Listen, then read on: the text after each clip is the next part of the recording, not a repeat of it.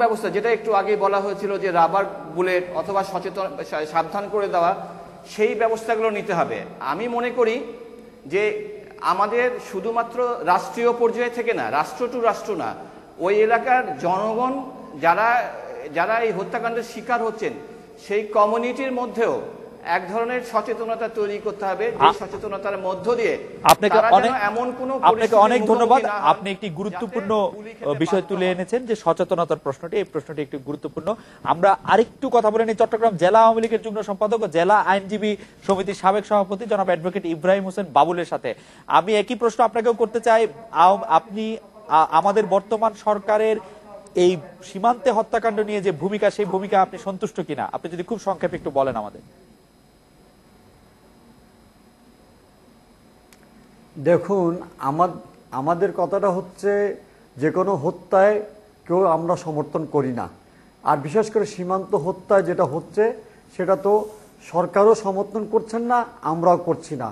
বর্তমান সরকার কূটনৈতিক সম্পর্কের ক্ষেত্রে যে অবদান রাখছেন, আমার বিশ্বাস এই সরকার যেহেতু স্বাধীনতার পক্ষের শক্তির সরকার, কিছুক্ষণ আগে সাংবাদিক সাহেবরা বলেছেন আমরা লড়াকু জাতি, এই সরকারের নেতৃত্বে আমার বিশ্বাস আমরা আমাদের লক্ষ্যস্থলে পৌঁছাতে পারবো এবং সীমান্তের যে হত্যা হচ্ছে সেটাকে আমরা ধীরে ধীরে শেষ পর্যায়ে নিয়ে আসতে পারবো এবং সম্মানী জাতি হিসাবে আমরা বেঁচে থাকার সুযোগ হবে এবং আপনাকে অনেক ধন্যবাদ জনাব ইব্রাহিম হোসেন বাবুল। এই পর্যায়ে আমরা জনাব ইনাব আহমেদ চৌধুরীর কাছে একটু জানতে চাইবো যে জনাব ফারুক চৌধুরীও আপনার সঙ্গে, নুরুল কবির সাহেবের সঙ্গে এবং আমাদের এখানে যারা আছেন তাদের সঙ্গে একমত হয়েছেন যে এইটি আসলে কোনো দুঃখ প্রকাশ করা বিবৃতি নয় এবং এটির একটি প্রতিবাদ জানানো উচিত, কিন্তু আমরা কিভাবে এটি করতে পারি সেটি সম্পর্কে যদি আপনি বলতেন, যে মানে কূটনৈতিক অর্জনটা কিভাবে।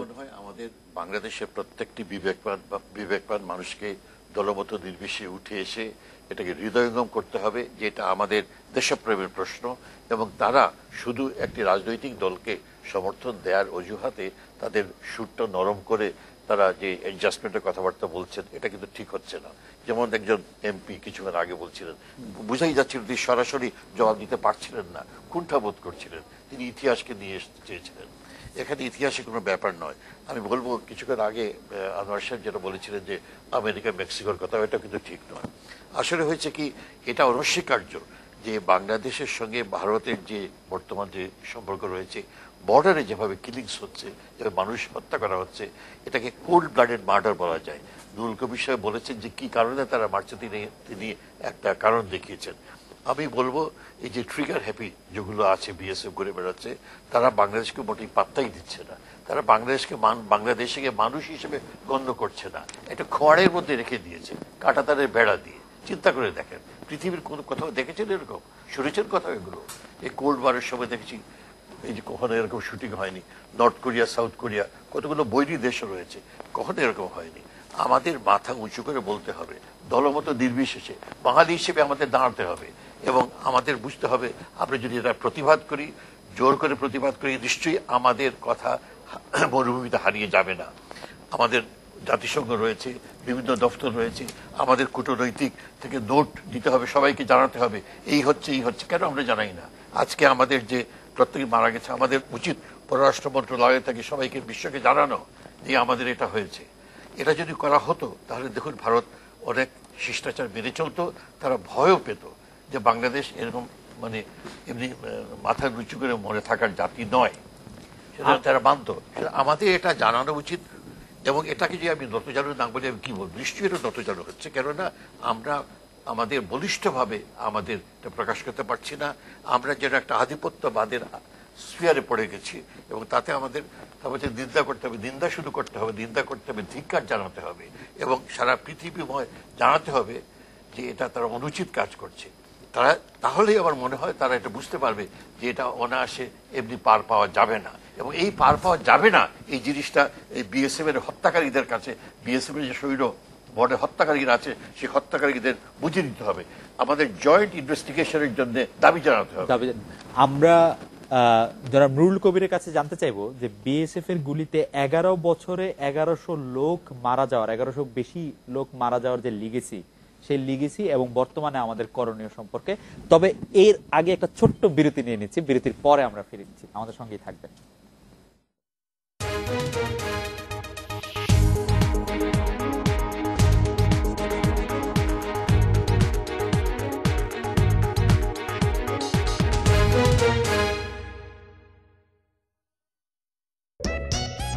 সমস্যাটা কি?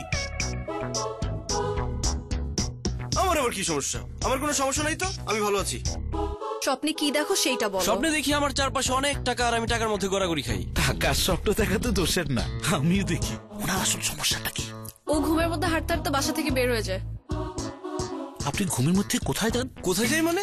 আইটম আপ করতে যাই। স্বপ্নে যে টাকাগুলো দেখি সেগুলো দ্বিগুণ করতে হবে না? সবাই এখন দ্বিগুণ করার স্বপ্নে বিভোর, কারণ বাংলালিংক দিচ্ছে রিচার্জে 100% বোনাস। অফারটি উপভোগ করতে আরইজি লিখে SMS করুন 7324 নম্বরে।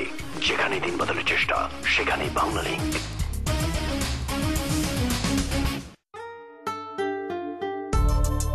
When skin loses moisture, it becomes dry and lifeless. New Lux International Creamy White with Swiss moisturizers will give your skin 20% more moisturization compared to ordinary soaps. Give your skin all the care it needs for everlasting softness. Lux International Creamy White. It's not just soap, it's skincare. তারপর বাবা বাঘ দেখলে? সেদিনও ঝমঝম বৃষ্টি হচ্ছে, গল্পে গল্পে বসে থাকতে থাকতে। তারপর বাবা? তারপর আমি তো মানচির প্যাকেট খুলে বসে আছি, চোখ বন্ধ করে আছি ও আছি। বাবা তারপর কি হলো? এরপর দেখি মা, তোদের মা, গল্পে ভরা মানছি, মগ্ন হয়ে আছি তো আছি। মাও গিয়েছিল, আগে তো বলনি। হ্যাঁ, মানচির কুড়মুড়ে শব্দে তো সেদিন সেই বাঘটা পালিয়ে গিয়েছিল। কুড়মুড়ে গল্পের শেষ নেই, রোমানিয়া মানচি গল্পের শুরু। সাবানবার লেবু আর নীলের শক্তি নিয়ে এলো নতুন সার্ফ এক্সেল, যা চকলেট সসের মতো কঠিন দাগ তুলে ফেলে খুব সহজে। নতুন সার্ফ এক্সেল, অনেক রকম দাগ, সমাধান একটাই। ক্যামব্রিয়া বাংলাদেশের প্রথম ডিজিটাল শিক্ষা প্রতিষ্ঠান। বাংলা ও ইংরেজি ভার্সনে প্লে থেকে নবম শ্রেণীতে ভর্তির লক্ষ্যে প্রসপেক্টাস ও ভর্তি ফর্ম বিতরণ চলছে। ক্যামব্রিয়ানের কোনো শিক্ষার্থীকে প্রাইভেট পড়তে হয় না। সকল শিক্ষা উপকরণ ফ্রি, রয়েছে স্কলারশিপ, ট্রান্সপোর্ট ও হোস্টেল সুবিধা। সকল একাডেমিক বইয়ের ডিজিটাল ভার্সন ও মাল্টিমিডিয়া ক্লাসরুম। ডিজিটাল বাংলাদেশ করতে সকল শ্রেণীর শিক্ষার্থীদের একাডেমিক শিক্ষা উপকরণের ডিজিটাল ভার্সন সহ ফ্রি আইপড দেওয়া হবে। মিরপুরে ক্যামব্রিয়ানের নিজস্ব ক্যাম্পাসে যাত্রা শুরু জানুয়ারি থেকে। বিস্তারিত পত্রিকায় দেখুন। Cambrian school and college, plot 2, Gulshan circle 2, Dhaka.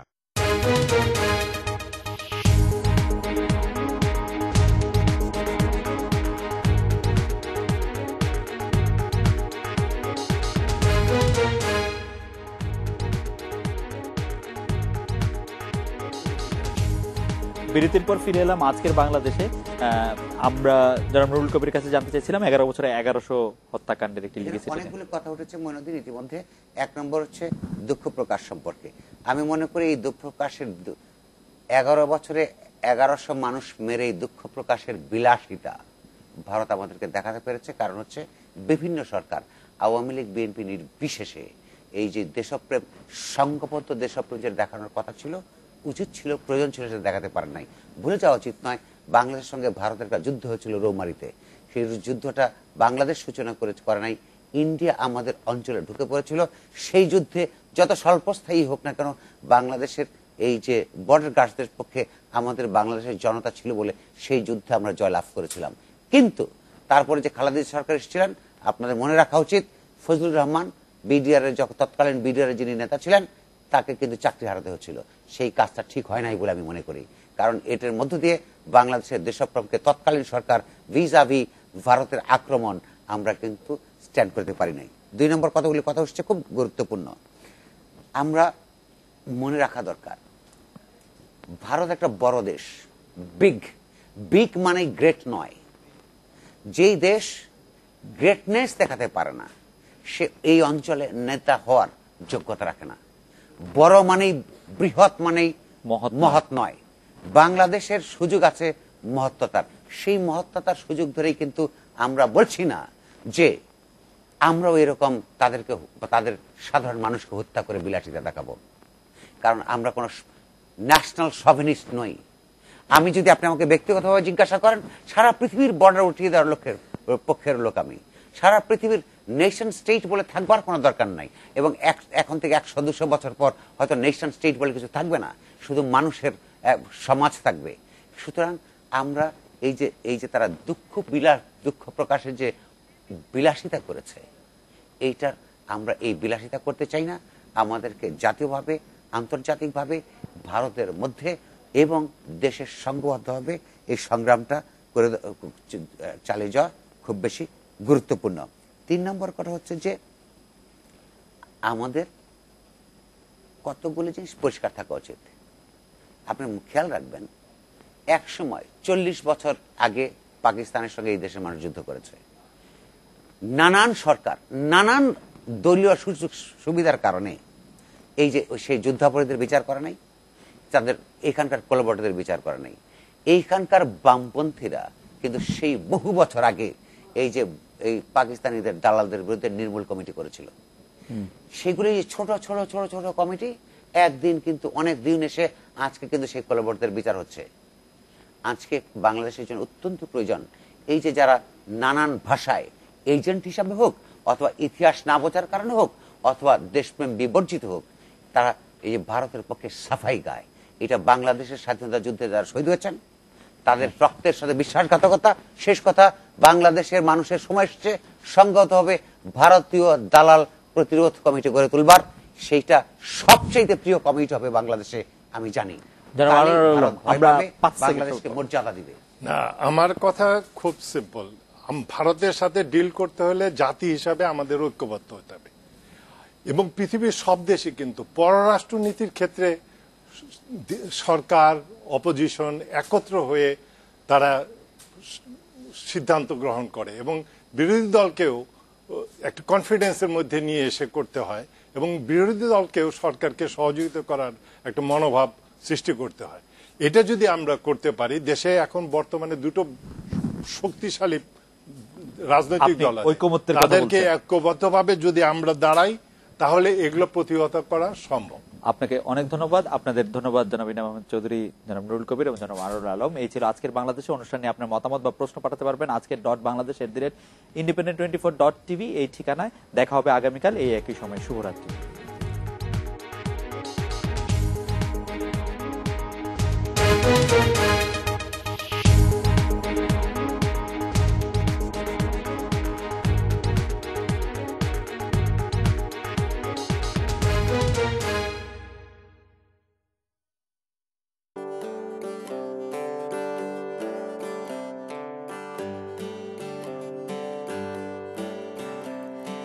এই মন মেলেছে টানা, এই পথে পথ হারাবার যত কত সুরে ছুঁয়ে যাব সবাই শহর থেকে তত দূরে। এই পথে পথ হারাবার যত কত সুরে ছুঁয়ে যাব সবাই শহর থেকে তত দূরে। সামির আহমেদের পরিচালনায় অর্ণবের সঙ্গীতে তরুণ প্রজন্মের জেগে ওঠার গল্প নিয়ে এয়ারটেল প্রেজেন্টস টেলিফিল্ম অরুণোদয়ের তরুণ দল। দেখবেন 29 ডিসেম্বর টিভির পর্দায়। কোন চ্যানেলে দেখতে চান জানিয়ে SMS করুন 6969 নম্বরে। লিখুন ATD স্পেস চ্যানেলের নাম। সাবানবার লেবু আর নীলের শক্তি নিয়ে এলো নতুন সার্ফ এক্সেল, যা চকলেট সসের মতো কঠিন দাগ তুলে ফেলে খুব সহজে। নতুন সার্ফ এক্সেল, অনেক রকম দাগ, সমাধান একটাই। তোমার সেই বরফ ধোয়া শীতলে ছোঁয়ায় মন আজ যেন মেঘেদের সাথে ভেসে যায় সবুজ সেই হিমেল পরশে। যেন এক শিশির ভেজা ভরে ভালোবাসা শুধু মন জুড়ে, এক মুঠো স্বপ্ন তোমায় ঘিরে তুমি বন্ধু। মার্সেল রেফ্রিজারেটর, ভালোবাসা প্রতি ঘরে। লেখার কোনো এক ফাঁকে মুখে চলছে লুকোচুরি চুপি চুপি মুখে মুখে মুখে মুখে মুখে ব্যস্ত সারাটা দিন তবু মুখে মুখে একঘেয়ে মেজাজটা জন্ম মুখে মুখে। দুধ, ডিম আর ফ্রুটসের টাটকা স্বাদে টিফিনের সেরা কেক টিফিন কেক এখন মুখে মুখে। টিফিন কেক মুখে মুখে। এখন সংযোগ সহ জুম আল্ট্রা মডেম পাচ্ছেন মাত্র 1290 টাকায়। এর সাথে প্রতিটি নতুন গ্রাহক পাচ্ছেন 1 মাসের সাবস্ক্রিপশন